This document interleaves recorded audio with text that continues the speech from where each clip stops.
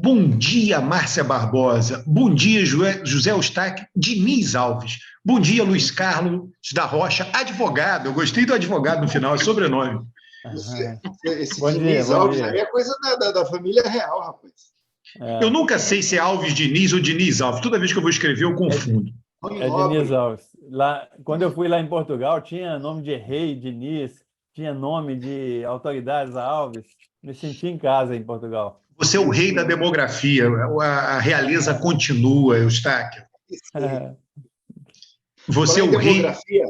Vou falar em demografia. Como é que você explica, Eustáquio, essa diferença entre o IPEC e a pesquisa do Quaest, né? E o Datafolha também está bem diferente, viu? O Datafolha está bem diferente. O Datafolha e o IPEC estão mais próximos, né?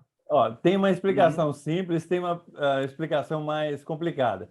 A simples é o seguinte, é que ninguém sabe quanto que é a população brasileira atual e quanto que são homens, quanto são mulheres e a distribuição por idade. Isso por quê? Porque o último levantamento sobre isso foi em 2010. E mesmo assim, olha, o censo ele tem uma margem de erro também, que ele não consegue cobrir 100%, mas ele chega bem próximo. Aí o que acontece? Depois do censo de 2010, nós tivemos uma recessão em 2015, uma recessão em 2017, uma pandemia em 2020, uma outra recessão em 2020. Isso afetou a educação, afetou a renda, afetou o emprego, e a gente não sabe o tamanho da população atual. Por quê? Porque pela programação do IBGE, precisava de ter uma contagem populacional em 2015. Contagem populacional é um censo simplificado, né? Que você vai só ver onde estão as pessoas, essa estrutura por sexo e idade e algumas variáveis curtas, né? Não teve a contagem em 2015. Depois não teve o censo em 2020. Né? Então, quanto mais distante você fica de 2010, menos você conhece sobre a real situação da população brasileira. Para você tirar uma amostra, para fazer uma pesquisa, você precisa de saber o total da população e essa distribuição dessa população. Então, ninguém sabe. Tá? E aí é o seguinte, o pessoal fala assim, a PNAD do IBGE, ela tem uma amostra mestra baseada no censo em relação aos setores censitários. Tá? E depois, dentro dos setores censitários que são sorteados, a PNAD ela faz uma atualização do setor censitário, que foi sorteado, que foi pesquisado. Mas o conjunto dos setores censitários não tem essa atualização. Então, o último dado que a gente tem de 2010 está muito distante e que não reflete essa realidade. Então, só por conta disso, ou seja, por conta de não ter a contagem em 2015, não ter o censo em 2020, só por conta disso, todas as pesquisas, inclusive as pesquisas do IBGE, não é só pesquisa eleitoral, não, elas estão defasadas. Tá? Elas têm uma margem de erro maior, ou a gente fala assim, elas estão perdendo a acurácia. Tá? E aí abre um espaço muito grande para o seguinte, quantos são, por exemplo, vamos pegar evangélico, tá? O evangélico estava crescendo a 0,7% ao ano na primeira década do século XXI. Eu mesmo acho que aumentou para 0,8% ao ano. Né? Várias pesquisas indicam que os evangélicos cresceram. Mas quantos são os evangélicos hoje? Antigamente, no censo de 2010, era 22%. E hoje? É 27%, 28%, 32%? Eu tenho uma projeção que fala em 32%, agora em 2022. Tá? Mas tem instituto trabalhando com 27%, 28%. Outro instituto trabalhando com 30%, 32%. Como os evangélicos, a maioria dos evangélicos estão com o Bolsonaro, tá? Se o percentual de evangélicos da pesquisa for maior, cresce os votos do Bolsonaro. Tá? Os católicos, quantos são os católicos? Tem gente colocando 52, 50, 48. Como a maior parte dos católicos estão com Lula, se você dá um peso maior para os católicos, você vai dar um peso maior para o Lula. tá? Então, eu nem acho que é maldade, não. É questão seguinte, que ninguém sabe mesmo. Então, o pessoal chuta de um lado, chuta do outro. Agora, mais complicado é renda, porque a renda mudou muito nesse período, né? E aí a gente também é a mesma coisa. O mais baixa renda está com Lula, o mais alta renda está mais proporcionalmente mais com o Bolsonaro. Então, se você calibra, muda esse peso da renda, você vai influir nos resultados, entendeu? Então, assim, eu já falei com o Alberto, eu acho assim, a sorte é que nós temos pesquisa demais, então eu acho que alguma vai acertar, alguma vai acertar, mas Eu assim, sabe, não dá para saber, tá mas muito complicado. eu sabe que eu tenho a impressão que no começo, meses atrás, quando começaram as pesquisas, ou porque tinham menos pesquisas, ou porque tinham mais indecisos, elas coincidiam um pouquinho mais do que essas estão coincidindo. E esse erro era verdade naquela época e é verdade agora. O que aconteceu? Tem mais gente. Antes eles estavam fazendo pesquisa mais ou menos com a mesma hipótese de distribuição, e agora, como tem mais gente fazendo pesquisa, ampliou as hipóteses de distribuição? Tu acha que é isso? Não, o Alberto acompanhou mais aí as pesquisas. Seu microfone está fechado, Alberto. Deixa eu te fazer uma pergunta. Peraí, Márcio, só o Eustáquio, eu faço pesquisa, tá? Eu não publico. Tá? A minha pergunta para você é o seguinte: as pesquisas utilizam cota. Você pode até depois calibrar, né? Eu não sei nem por que a palavra que a turma está utilizando agora é calibrar, né? Ponderar, né? A amostra pode ser autoponderada ou pode ser pós-ponderada. A autoponderada é aquela que você, no campo, já procura as cotas de sexo, idade e escolaridade. Tá? Sexo, idade e escolaridade. Sexo, idade cruzado e escolaridade separado. A minha pergunta para você é a seguinte: você não pode, né, com base, não sei, nos censos, tá?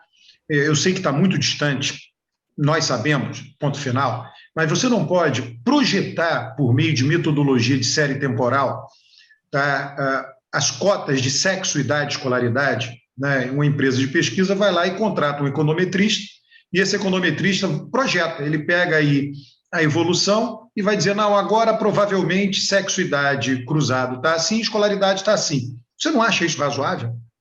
Não, é isso que o pessoal tem feito, né? Mas veja Não, só. eu não sei, tá? Você está falando, Não, não assim, sei. Tem gente que está calibrando ou está ponderando pela PNAD. Por isso que eu digo, tem gente que está dizendo isso. Estou utilizando a PNAD para fazer.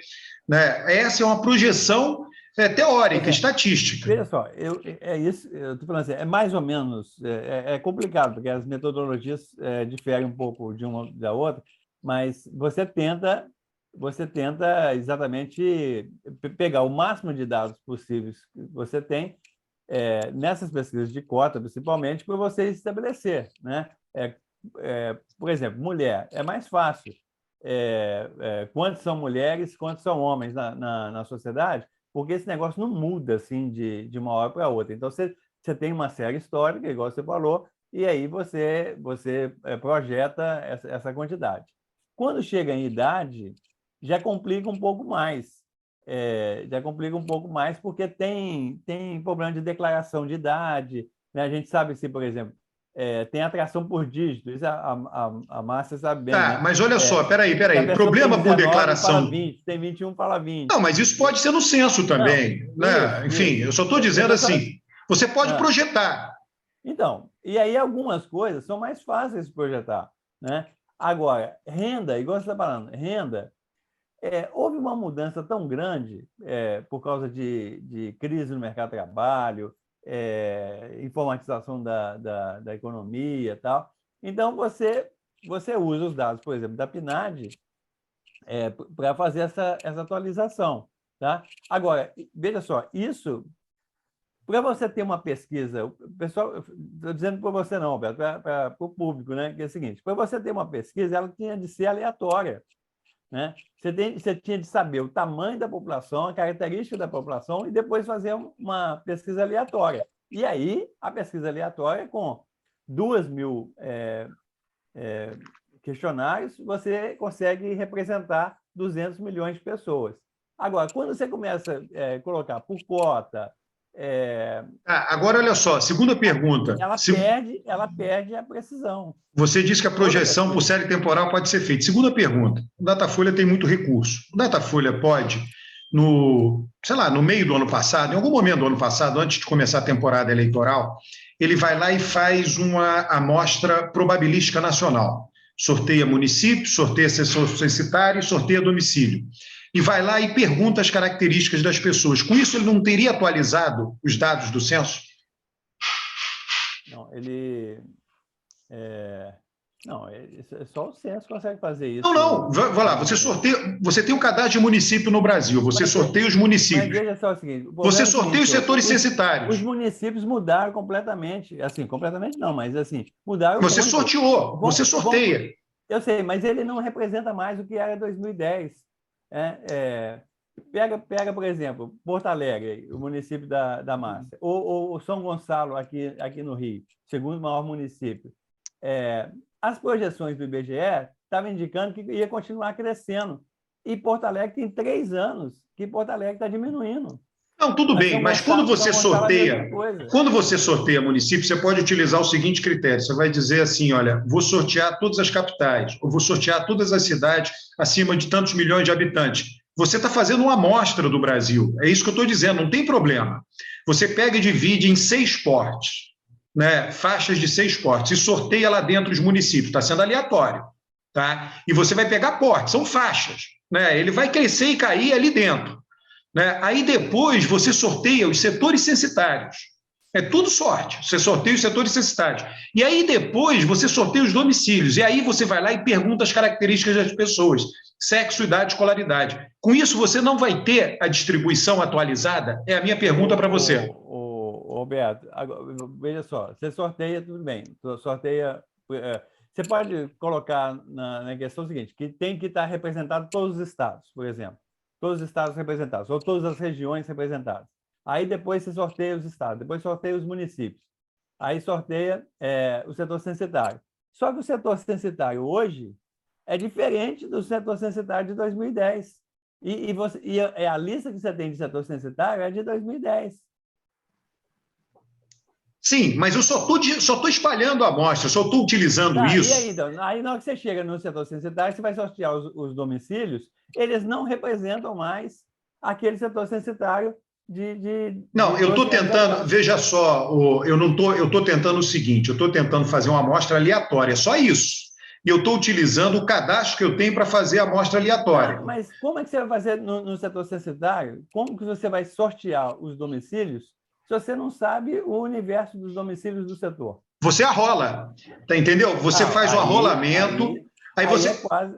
Não, mas isso que eu estou te falando, é isso que eu estou te falando. Não, o Datafolha pode ter feito isso, ele pode ter feito um arrolamento. Duvido. Não, duvido. Eu estou dizendo, quem tem recurso vai dizer, olha, o meu nome está em jogo, né? Eu sempre acerto. Eu escrevi um artigo mostrando que o Datafolha tem uma alta taxa de acerto na pesquisa da véspera, tá?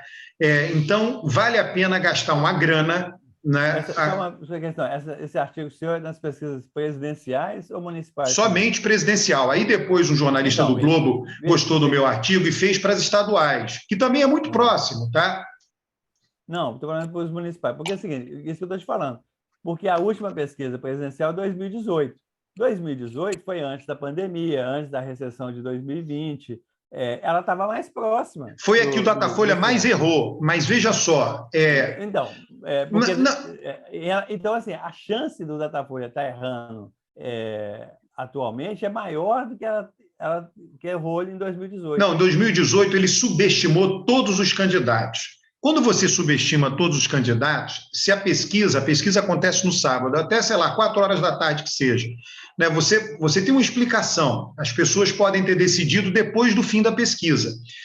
Os grandes erros do Datafolha foram em primeiro turno, não foram em segundo turno, o Datafolha não errou nenhuma vez em segundo turno, nem em 2018, tá? Nem em 2018. Então, por que tem erro em primeiro turno? Ele errou o segundo colocado de 2006, o segundo colocado de 2014, o segundo colocado de 2006 foi Alckmin, segundo de 2014 foi Aécio, e primeiro, segundo, terceiro de 2018. Tá? Qual é a característica dos 2 segundos colocados, 2006 e 2014? É que eles eram menos conhecidos do eleitorado nacional. Então, o sujeito pode decidir no sábado à noite, vira para a família e dizer quem é o cara que está mais próximo do Lula aí, que é o primeiro, bababá, da Dilma, que é... é fulano, vou votar nele. Acabou. Ele decidiu no final. Então, o Datafolha não pegou. Ele ficou 4 pontos distante do Alckmin, 8 pontos distante do Aécio, 6 pontos distante do Bolsonaro e 4 pontos distante do Haddad, tá? E 3 distante do Ciro, na eleição passada. Então, a gente consegue explicar isso só pelo nível de conhecimento dos candidatos. Quando eram candidatos muito conhecidos, ele não ficou distante. Tanto é que no segundo turno acertou sempre, inclusive em 2018. Você sabe que a margem de erro no segundo turno é maior do que no primeiro, porque os percentuais do segundo turno são mais próximos de 50%. Então, não se explica por erro amostral, se explica por erro não amostral. E não dá para explicar por erro de cadastro, tá? Porque erro de cadastro teria que acontecer no primeiro e no segundo turno, e só acontece no primeiro. Então, você vai ter uma explicação que tem a ver com o nível de conhecimento e hora da decisão do voto, o momento da decisão do voto. Esse foi o meu entendimento no artigo, entendeu? Então, eu só acho o seguinte, que a chance do Datafolha errar agora em 2020 é maior do que em 2018, exatamente porque nós estamos mais distantes do censo de 2010. Alberto, eu não sou amostrista, a Suzana sabe muito mais esses detalhes do que eu. A gente pode depois ver uma data aí que ela puder participar, ou outras pessoas, para a gente discutir. Mas eu acho assim, essa ansiedade que todo mundo está tendo, que o Rocha falou aí no início, é normal, assim, porque eu também, todo mundo tem que ter mesmo, porque assim, tá uma confusão, Agora, deixa eu colocar um elemento aí. Quando você vai para a questão da renda, eu acho tudo isso muito mais complicado, porque o Brasil mudou brutalmente nos últimos 6 anos na questão da renda. Quer dizer, a mudança não é uma mudança trivial, é um negócio violento, né? O país voltou para o mapa da fome. Mas eu queria colocar o seguinte: essa semana eu tive que ir ao interior do Paraná, que tem uma cidade chamada Palmas, né? É muito antiga, muito mais antiga do que Palmas do Tocantins, e eu tinha um assunto para resolver lá. E é uma cidade que tem muita indústria de compensado, laminado, MDF, e indústrias enormes, plantas industriais assim imensas, né? E eu fui numa dessas indústrias e a reunião com o dono da indústria, e ele me dizendo que ia votar no Bolsonaro, que tem muito medo do MST, porque ele tem muitas áreas com reflorestamento para usar lá nas indústrias dele. E aí eu falei, olha, você sabia que o MST está na Bolsa de Valores? Ele não sabia, né? Aí comecei a conversar com ele e tal, e ficamos por ali, batemos um bom papo, é uma figura muito agradável. E aí, na hora de ir embora, alguém me falou, doutor, é o seguinte, toda semana ele pega uma caixinha de papel e sai fazendo uma pesquisa aqui na empresa, né? Pegando o voto das pessoas, e todo mundo coloca o voto dentro da caixinha de papel. E o problema, doutor, é o seguinte, é que na fábrica da Lula, só que ninguém fala, na fábrica da Lula, e todo mundo de bico calado, né? Aí eu passei por Guarapuava e tive um papo com 2 advogados que não são petistas, são pessoas completamente fora do PT, e lá em Guarapuava tem um político do PT que foi candidato a prefeito, acho que umas 3 vezes. Na última ele perdeu perdeu na fotografia, e por uma bobagem do partido. Alguém no partido, da direção do partido, resolveu fazer uma manifestação 3 dias antes da eleição, e pegaram o povo lá do bairro, levaram para o centro da cidade e tomaram conta de uma praça. E aquilo assustou a população.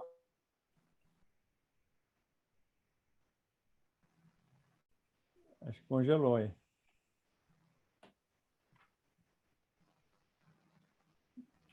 Tá. E agora ficou na emoção. O Rocha vai ter que sair e entrar novamente.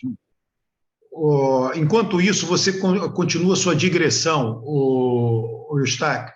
Eu acho sobre. Que eu voltei, olha aí. Não voltei. Agora, estamos ouvindo sua voz, Rocha. Eu voltei, pronto. Então é o seguinte, aí esses 2 advogados, começamos a conversar, eu perguntei como é que está a situação do fulano, que ele é candidato a deputado estadual, esse político do PT. E aí um deles falou, olha, é o seguinte, ele é meio preguiçoso, não gosta de trabalhar, não sai para a rua, e eu não sei não, acho que talvez... Aí o outro falou assim, eu acho que nós vamos ter uma surpresa. Como vai ter uma surpresa? É o seguinte, eu estou andando por aí e as pessoas que vão votar no PT não falam. Está todo mundo quieto. Tá? E o que eu estou escutando é o seguinte, que nós vamos ter uma surpresa no dia da eleição. Né? Então, Isso aí, o jornalista, é o que o pessoal está chamando de voto envergonhado. Tem voto envergonhado no Bolsonaro e tem voto envergonhado no Lula. Eu estou falando isso, Eustáquio, justamente por isso, porque na Globo um jornalista falou em voto envergonhado do Bolsonaro, e é o seguinte, eu acho que esse voto envergonhado do Bolsonaro não existe. Eu tenho 3 amigas que foram constrangidas em Uber porque entraram numa discussão com o motorista e elas disseram que iam votar no PT e tiveram problema. Um deles, inclusive, parou o carro e mandou descer. Né? E as outras 2 foram brigando com o cara até o final da viagem. E é o seguinte, os bolsonaristas, eles não se constrangem.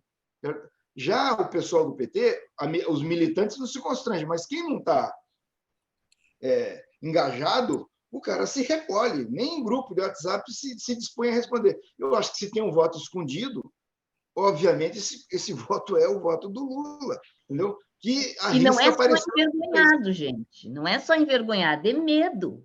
Tá? Nós estávamos discutindo aqui na universidade uma coisa tão simples quanto colocar um decalque no carro. O pessoal está com medo de colocar decalque no carro. Eu não sei se foi no Paraná, né, que uma caminhonete bateu na traseira de um carro. Foi no Rio Grande do Sul? Foi no Rio Grande do Sul. Bateu. Agora, é uma loucura tão grande que depois o cara fugiu, bateu o carro e morreu. É muito ignorante o cara. 2 vezes. Mas posso falar? Todos vocês estão com viés do grupo social que vocês vivem. Pode ver, acima de 10 salários mínimos, Bolsonaro é maioria, Lula é minoria. Né? Então, por essa lógica, se existe voto escondido em Lula nesse grupo social, vai existir voto escondido em Bolsonaro lá no Nordeste. Você entende? Porque é meio óbvio. Eu acho que não tem voto escondido em ninguém, né? Simplesmente. Você está falando, Rocha, de convivência social. Convivência. Agora, quando o cara vai responder uma pergunta, ele não está convivendo com ninguém. Vem o entrevistador e fala. Aí ele sabe uma coisa? Porra, eu olho para o lado, não tem nenhum conhecido meu. Porra, eu vou votar em fulano. O cara desabafa, porra, entendeu? Deixa eu falar para você um negócio. Assim, eu acho que essa comparação em relação ao Nordeste, ela não é exata. Porque é o seguinte, o nordestino, certo? Ele tem como característica, ele é bem-humorado. Esses dias puseram um vídeo aí de umas meninas com o vermelho, com a bandeira do PT na rua, fazendo uma passeata, e encontrou um outro grupo que estava de verde e amarelo, do Bolsonaro, daí se misturaram, começaram a dançar junto e tal, isso lá no Nordeste. Entendeu? O nordestino, ele não assim, por incrível que pareça, ele hoje não é o nordestino do tempo dos coronéis, de matar, de tal. Agora, aqui no Sul, aqui a coisa está séria, certo? E não é só no grupo social em que eu vivo, não.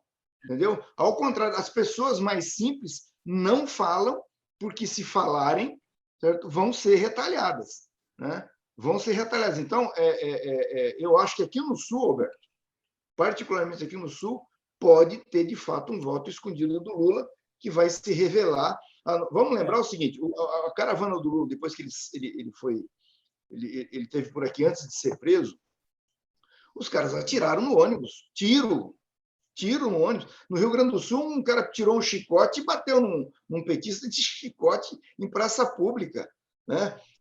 Agora, em Foz do Iguaçu, mataram um cara porque ele estava comemorando aniversário lá com o motivo do PT. O outro esfaqueou o amigo porque começaram a discutir, e o cara disse que era petista, o outro era bolsonarista, e o bolsonarista esfaqueou. Aí o Bolsonaro vai naquele programa de televisão, constrange a jornalista, certo? Como consequência disso, o deputado estadual dele lá em São Paulo se sentiu autorizado a fazer a mesma coisa, quase que agride a moça. Então é o seguinte, de fato, há um clima aqui, no meu sentido, diferente do clima que tem no Nordeste.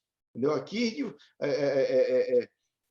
tem gente falando que vai demitir, se o sujeito falar que vai votar no PT.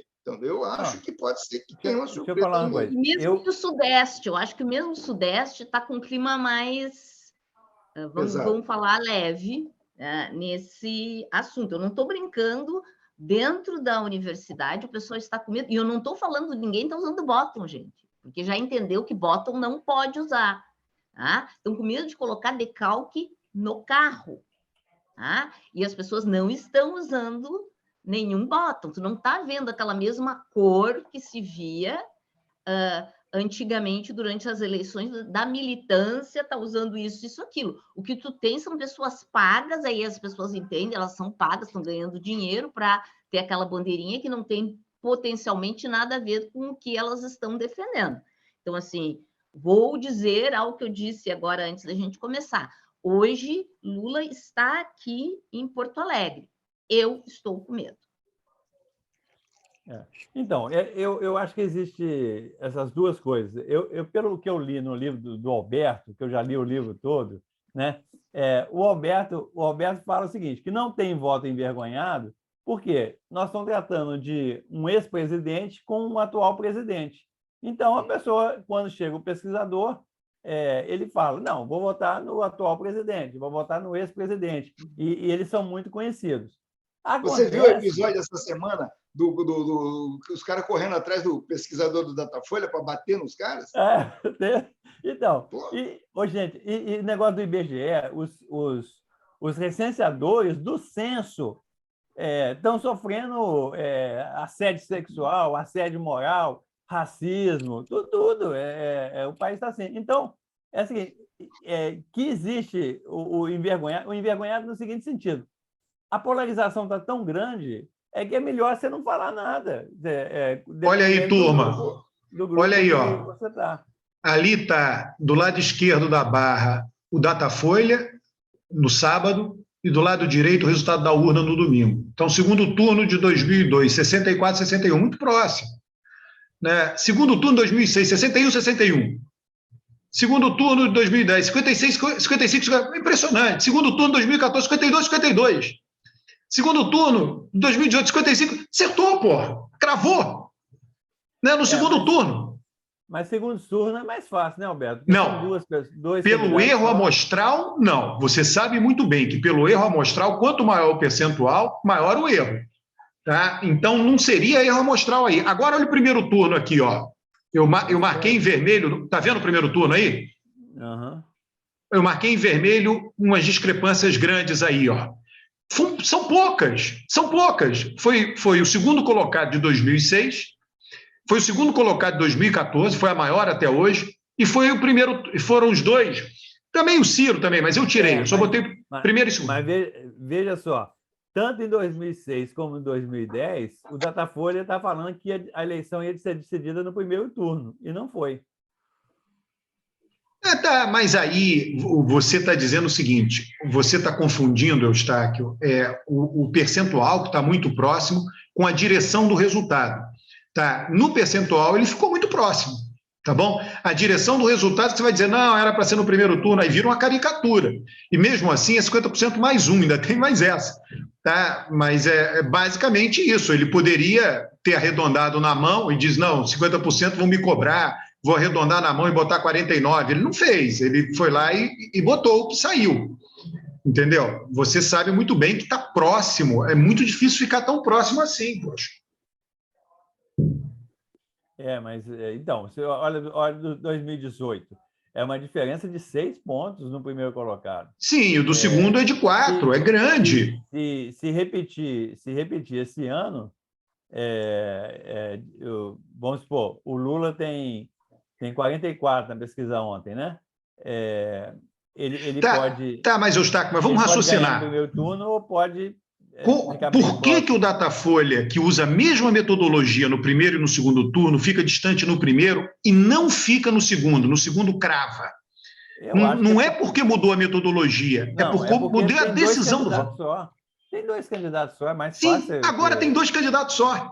Você entende, cara? Você está na mesma estrutura. Eu não vou dizer que é porque tem 2 candidatos só assim, fica mais fácil, mas eu acho que o principal fator não é esse. O principal fator é que quando passa do primeiro para o segundo, tem um noticiário gigante, aí o nome dos dois é muito conhecido nacionalmente.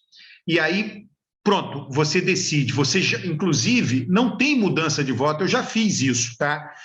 A mudança de voto em quem você vota no primeiro turno, depois no segundo turno, é de 1%. Né? No máximo, 1% das pessoas deixam de votar no segundo turno naquele que votou no primeiro. Tá? Então, significa que o cara vai repetir o voto e os outros que não votaram naqueles dois veem no noticiário quem são os dois e vão lá. Então, é o nível de conhecimento. Por isso que eu digo, como a metodologia é a mesma e só tem erro no primeiro turno, tem que ter uma explicação que tem a ver com o primeiro turno, com características do primeiro turno. E a principal característica do primeiro turno, olha, é muito razoável o que eu estou falando, é que, está confuso. Como você disse, tem muitos candidatos. Aí, quando chega no segundo, todo mundo, noticiário, na noite do primeiro turno, fulano e ciclano vão para o segundo turno. Pronto, todo mundo conhece os dois ali. A campanha eleitoral só tem 2 candidatos. Mas qual a implicação disso? A implicação disso é que fica claro para todo mundo quem são os nomes. Né? Só que já está, porque um é presidente e o outro é ex-presidente, entende?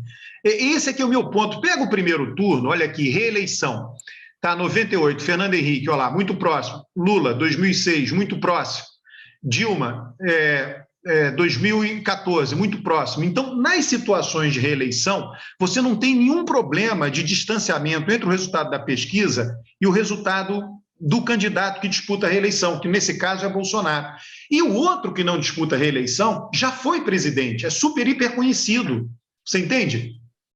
Eu sei, mas eu acho que não é incompatível. Eu concordo com isso que você está falando. Só que eu acho que existe um voto envergonhado, tanto para o lado do Bolsonaro como para o lado do Lula, por causa dessa polarização que a Márcia está falando. Hoje em dia, por exemplo, se você põe a bandeira do Brasil na sua janela, você está declarando voto. É assim. Se você sai com a camisa amarela da seleção brasileira, praticamente você está declarando voto. Então, assim, a coisa complicou atualmente. Então, as pessoas escondem. Eu vou sair com camisa de seleção? Eu acho que as pessoas podem sim esconder interação social. Mas aí ela está respondendo uma pesquisa, ela olha para o lado, não tem nenhum conhecido meu aqui. Opa, agora eu vou desabafar, vou dizer em quem eu vou votar mesmo. Aí o cara vai lá e diz. Você pode ver que a espontânea hoje, ela é da ordem de 80%. 80% na espontânea tem candidato.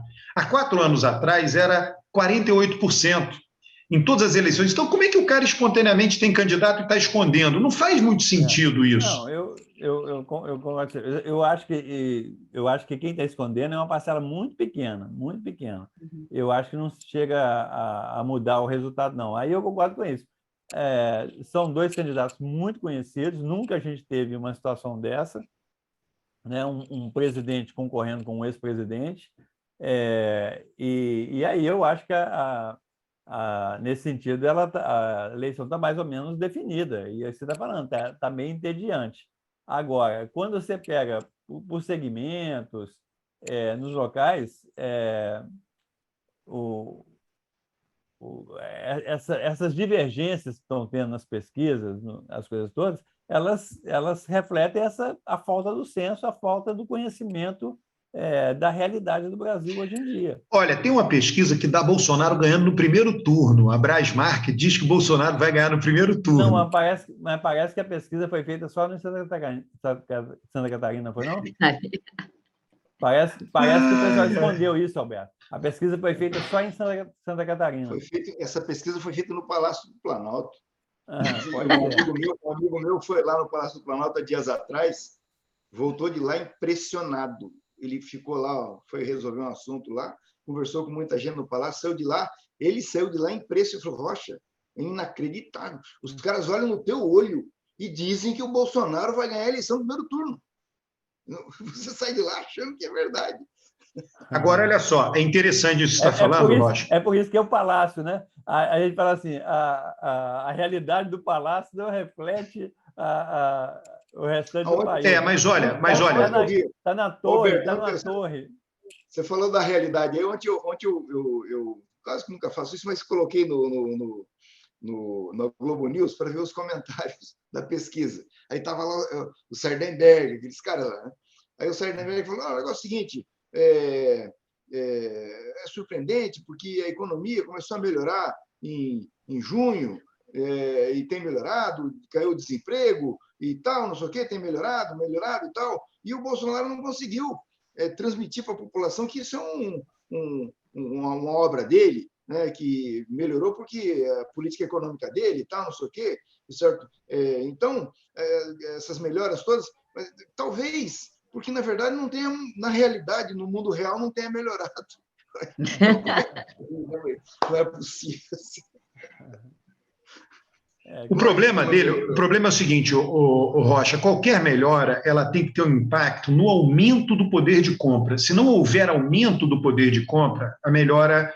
caiu a inflação, isso levou as pessoas a comprarem mais, caiu o desemprego, isso levou as pessoas a comprarem mais.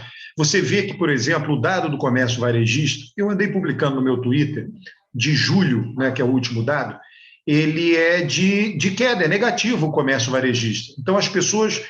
Enfim, aí tem que compreender a economia, não sei, de fato aumentou o emprego, de fato caiu a inflação, porém as pessoas não conseguiram comprar mais por causa disso. Então é isso que é relevante na avaliação. Então é interessante porque quando tem um comentário dessa natureza que você mencionou, sempre é preciso ver o impacto disso, né? Se a pessoa melhorou a vida, né? As pessoas querem, né, quando a pessoa adquire A e consolida o A, ela quer adquirir B. Quando adquire B e consolida o B, quer adquirir C, e por aí vai. Você pega essa semana os jornais, durante todos os dias, certo? Os principais jornais falando de está faltando fralda geriátrica, né? A farmácia popular perdeu dinheiro, está sem remédio, né? A merenda, tem criança dividindo o ovo na escola, cada merenda, tiraram o dinheiro da merenda. Então, a vida real, certo? De fato, é o que o Alberto está falando. Não adianta você dizer, não, melhorou o índice de inflação, que não sei o que é da Bolsa, porque não... aí você vai olhar a vida das pessoas, está ruim. Né? E aí não tem como o Bolsonaro melhorar. E as pessoas têm a compreensão que o auxílio emergencial é algo que vai passar. E o que não vai passar é o preço no supermercado. Então, as pessoas têm um nível de inteligência econômica do dia a dia que faz elas perceberem, tanto que numa das pesquisas eles olham, mesmo entre quem recebeu o auxílio emergencial, a maioria diz que vai votar no Lula. Então, diz assim, eu recebi esse dinheiro, mas esse dinheiro é uma coisa emergencial, ele não significa... Márcia, deixa eu só dizer, tem uma outra coisa que tem a ver com isso, tá? Por exemplo, quando o Lula assumiu em 2002, o primeiro dia útil, eu compilei isso, o primeiro dia útil, a Bolsa tinha 11 mil pontos, 11 mil quebrados. Quando o Lula saiu do governo, tinha mais de 66 mil pontos, sei lá. Né? Então, a vida do mercado financeiro melhorou durante o governo Lula. Isso assegura o voto no Lula? Não. Por quê? Porque Lula não faz um discurso de defesa do mercado financeiro. Ele não diz, olha, eu sou o representante da eficiência econômica, da maior lucratividade das empresas. Então, você leva uma melhoria para um grupo, mas você não embala no seu discurso que você defende esse grupo. Então, essa melhoria não está casada com o seu discurso. Bolsonaro levou uma melhoria para os mais pobres, mas isso não está casado com o discurso dele no governo. Né? Ele nunca fez um discurso de defender os mais pobres. Então, os mais pobres não reconhecem aquilo como parte do esforço de alguém que os representa. Tá? Então, é algo que vai além. Lula não. Quando ele leva alguma coisa para os mais pobres, ele diz, eu vim aqui defender os mais pobres. E aí ele é reconhecido por isso. E aí as pessoas votam nele. Isso é política, né? Simplesmente isso é política. E aí acontece ao contrário com o Bolsonaro. Quando ele leva um benefício para os não pobres reconhecem, esse cara nos representa. Está aí que ele trouxe um benefício para a gente. Por exemplo, caiu o preço da gasolina. Tá? Então, isso é uma coisa genuinamente política. Tá? Como você empacota, como você protege o seu eleitorado, como você... Né, diz, esse terreno aqui é meu, aí você faz xixi em volta do terreno e diz, é meu, tanto é meu, que eu falo que é meu e levo benefícios para esse pessoal. Ô, Alberto, a gente podia pegar esse raciocínio para a questão da pandemia, né? O Bolsonaro nunca foi um combatente da pandemia, então a pandemia está diminuindo, nós estamos chegando nas menores taxas do Brasil, inclusive a OMS já está começando a discutir o fim da pandemia, né? Porque nós estamos voltando ao nível de março de 2020. Né? Mas o Bolsonaro não capitaliza isso, porque ele sempre menosprezou a pandemia. Ele podia ir para o ministro da Saúde, olha, conquistamos agora, que está acabando, o nível de morte é o mais baixo em 2 anos, tal. Ele não capitaliza. E eu vi um negócio na rede essa semana, muito legal, o pessoal falando o seguinte, que morreu quase 700 mil pessoas no Brasil da pandemia da Covid-19 e o Bolsonaro não visitou nenhuma pessoa que morreu. Agora ele está indo gastar uma fortuna para visitar a rainha da Inglaterra, né? Sendo que ele não visitou nenhum hospital no quintal da casa dele, né? Então isso que é uma contradição.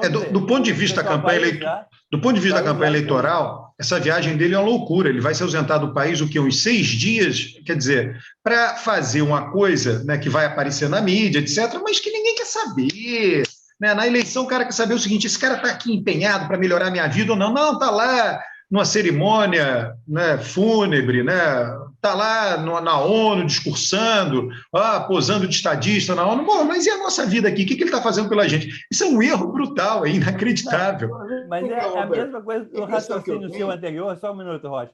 É que a mesma raciocínio. Ele nunca foi de defender relações internacionais, de inserir o país no contexto global, etc. Aí, no momento da eleição, ele vai dar uma de estadista que ele passou 4 anos sem ser estadista. Então, não combina o discurso com essa viagem que ele está fazendo. Não sei se vocês se deram... Disso, Fala. Pode falar.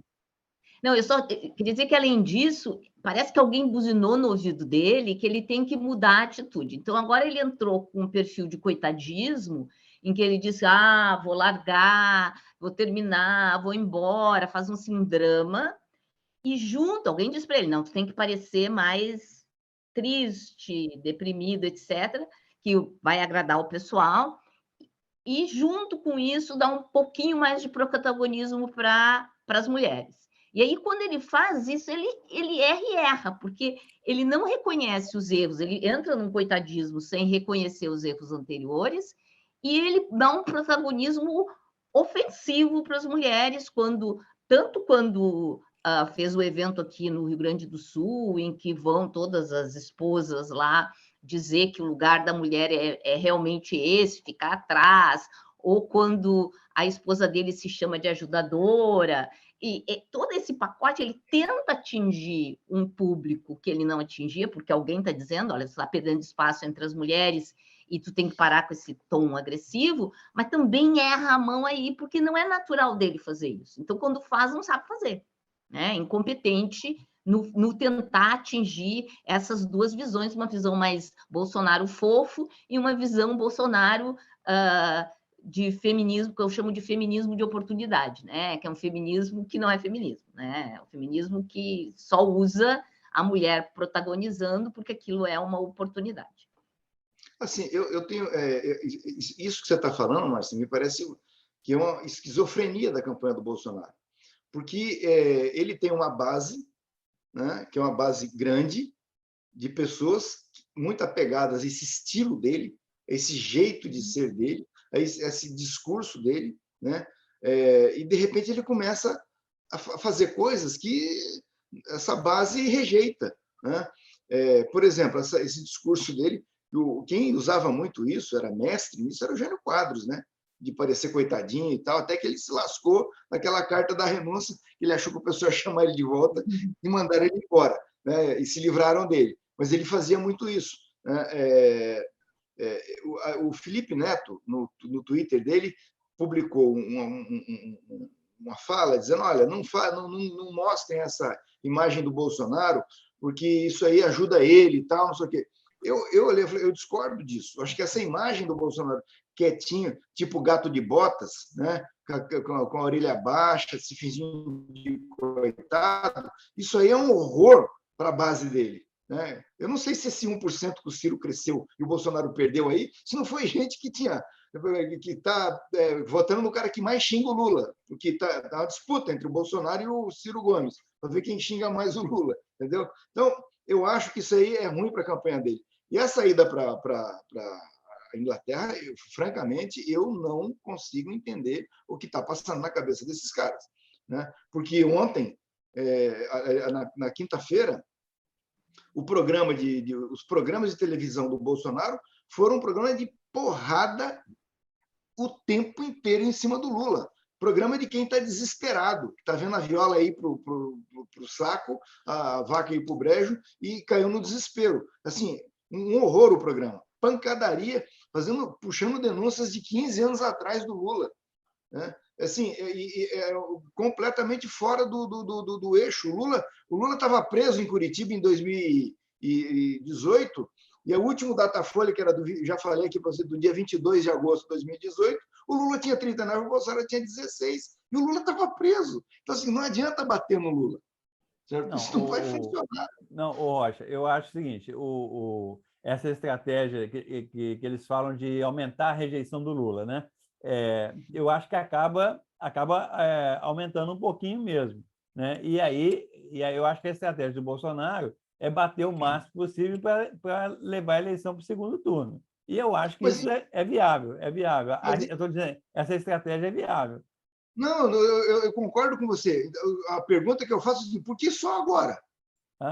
Tudo bem. Entendeu? Isso aí tinha que estar sendo. Se o raciocínio é esse, Eustáquio, se isso é eficaz, isso tinha que estar sendo feito desde o começo. Agora, eu queria até perguntar uma coisa para o Alberto, que é o seguinte: uma coisa que está me surpreendendo nos dados é a questão de idade. Porque, normalmente, é o seguinte, não é que os idosos são conservadores e votam sempre na direita. É o seguinte, geralmente existe uma proporção um pouco maior de idoso votando mais na direita, como aconteceu em 2018, né? O Bolsonaro teve uma proporção maior de votos entre os idosos do que entre os jovens. E o Haddad teve uma proporção maior entre os jovens do que os idosos. Isso que é o que a gente espera aí na ciência política. Só que a pesquisa do IPEC, principalmente, está dando que o Lula tem mais votos dos idosos do que os dos jovens. Eu acho esse resultado um pouco surpreendente. E o Datafolha também estava dando isso. Mudou só na pesquisa de ontem. Por que você acha isso, Alberto? Sei lá, né, Eustáquio? Porra, você também pode ter ali um erro amostral também, são subgrupos, o erro amostral é maior, né? Eles são obrigados a divulgar por essas faixas, mas tem utilidade mesmo divulgar por essas faixas. Ali o número de entrevistas é bem pequeno, né? Entendeu? Tem uma margem de erro imensa aquilo ali. Não sei, é difícil comentar essas coisas. Eu vejo assim. Mas aí eu vou só falar aqui uma hipótese que o pessoal está levantando, é o seguinte, que o pessoal mais velho tem a memória dos anos de bonança do governo Lula. E o pessoal mais jovens, os jovens, têm a lembrança dos problemas políticos e econômicos do governo Dilma. Você acha que pode afetar isso? Eu acho que é tudo avaliação de governo. Tem que ver como essa turma avalia o governo, né? Não sei, entendeu? Vai depender. A rejeição, por exemplo, quem rejeita Bolsonaro, 86% avalia que o governo dele é ruim, péssimo, né? As pessoas ficam muito, sei lá, buscando pelo em ovo, entendeu? Deixa eu falar só uma coisa aí, a gente já conclui aqui o nosso papo. Essa coisa de dizer que Bolsonaro vai ganhar no primeiro turno não é só no Palácio Planalto, não, tá? Eles estão espalhando isso. Então, tem muitos seguidores de Bolsonaro que acham que ele vai ganhar no primeiro turno mesmo, tá? Porque eles têm essas pesquisas aí, Mandrake, né? E aí espalham isso, e depois da eleição ele vai dizer, foi fraudado, essas urnas estavam fraudadas. Né? Então ele está preparando o terreno para isso, entendeu? É algo assim, olha, de uma gravidade imensa, imensa. Eu acho que a proporção dessas pessoas é pequena, né? Não sei, a gente vai ver, né? Isso aqui não é Estados Unidos, que tem assim, o grupo republicano seguia Trump, qualquer coisa que o Trump falava, ele seguia, né? Mas é chato isso, entendeu? É um mundo paralelo, quer dizer, as pessoas estão acreditando em pesquisa Mandrake, né? Porque é um viés de confirmação, confirma o que elas querem que o Bolsonaro ganhe. Se essa pesquisa está dizendo que o Bolsonaro ganha em primeiro turno, essa pesquisa está certa. Tá? É uma loucura, né? O mundo que a gente entrou, né? A gente tem que terminar, Alberto, falando da Vera Magalhães aí e dos ataques Olha, outras encaminhem mulheres, né? vocês. Eu falei muito, Rocha hoje falou menos, Márcia Barbosa falou menos. Encaminhem o Tá, final aí vocês. Márcio, tá, Márcio, esse negócio é uma coisa tá, impressionante como o Bolsonaro ele faz aflorar os instintos mais primitivos, né, contra as mulheres. É uma coisa impressionante.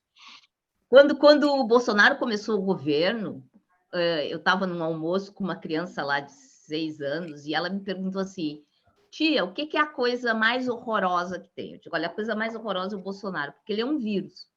Ele entra na pessoa e ele ativa as coisas mais horríveis que aquela pessoa tem. E uma dessas coisas, e quando ele sai, o vírus vai embora, tu continua com aquilo, é que nem as sequelas da Covid. Então, ele ativou uma misoginia muito grande, tá?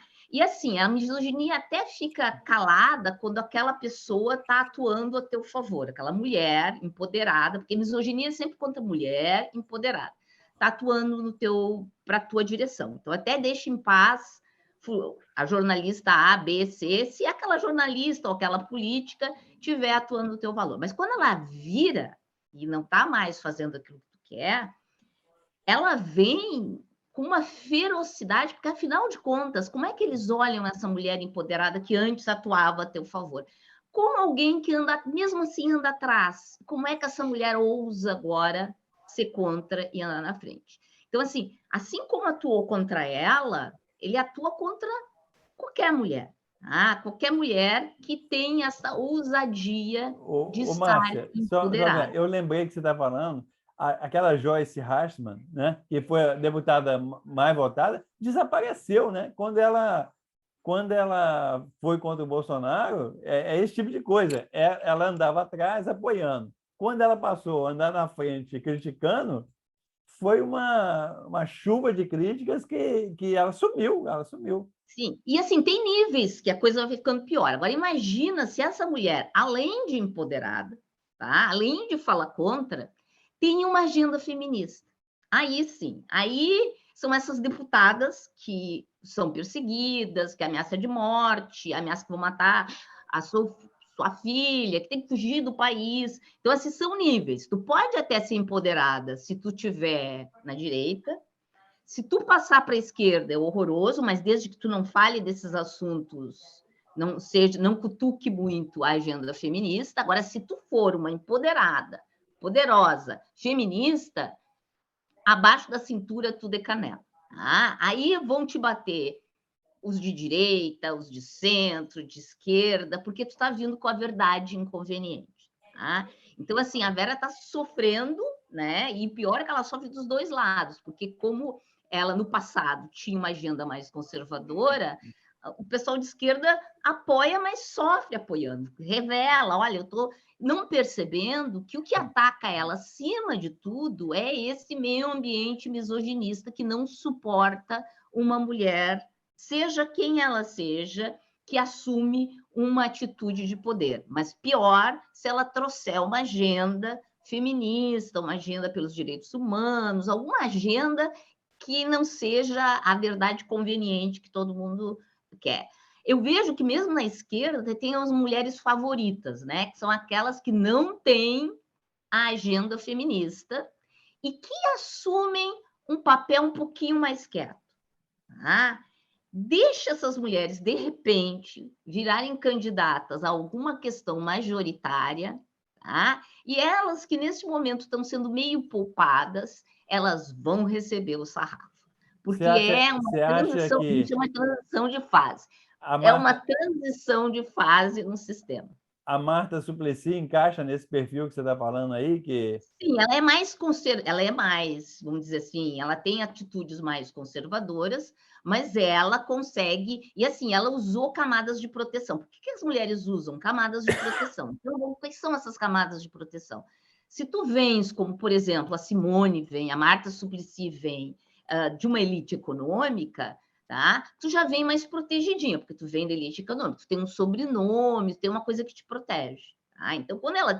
Mas se tu adicionar isso, uma agenda mais feminista, sarrafo vai vir. Então, tu vê que a Simone está protegida por quê? Porque a Simone não só vem de uma camada de proteção familiar, como ela nunca teve uma agenda feminista. Ela é o que eu chamo de feminismo de conveniência, aquela que é feminista agora porque é conveniente que ela seja feminista. Mas se tu vai olhar a história dela, nunca votou nenhuma agenda feminista, ao contrário, votou contra todas as agendas feministas. E o feminismo dela é muito assim, porque eu sou mãe, eu entendo do cuidado, né? Então, é um feminismo... Pessoal, vamos encerrar. Tá? Não passa na prova. Vamos encerrar, vamos lembrar que esse programa não é misógino, excetuando-se nossas esposas e filhas, etc. Você é a nossa mulher favorita e você é feminista. O Alberto... Demagogo. Alberto, você resvalou